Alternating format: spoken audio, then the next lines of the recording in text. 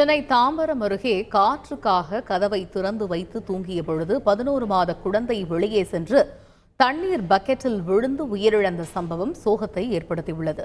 இதுகுறித்த கூடுதல் தகவல்களை செய்தியாளர் மீரானிடம் கேட்கலாம். மீரான், வணக்கம். இந்த சம்பவத்தின் முழு பின்னணி என்ன, விவரிங்க.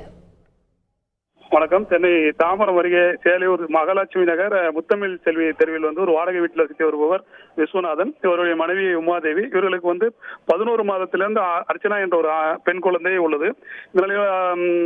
இவர் விஸ்வநாதன் அந்த பகுதியில் இருக்கின்ற ஒரு ஸ்டிக்கர் கடையில் வேலை பார்த்து வந்தார். சென்னை புறநகர் பகுதியை பொறுத்தவரைக்கும் கடுமையான ஒரு கோடை வெயிலானது வாட்டி வதைத்து வருகிறது காரணத்தால் இரவு நேரங்களில் கடுமையான ஒரு அனல் வெப்பம் அந்த பகுதி முழுவதுமாக நிலவி வருகிறது. இதன் காரணமாக நேற்று இரவு வீட்டில் தூங்கிக் கொண்டிருந்த விஸ்வநாதன் தம்பதிகள் காற்றுக்காக கதவை திறந்து வைத்துக் கொண்டு தூங்கியிருக்கிறார்கள்.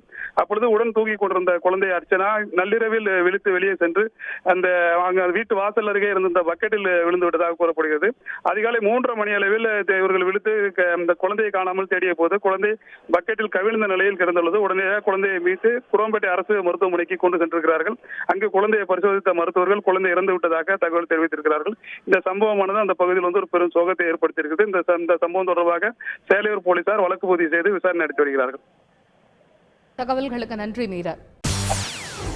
செய்திகளை உடனுக்குடன் தெரிந்து கொள்ள உடனே சப்ஸ்கிரைப் பண்ணுங்க.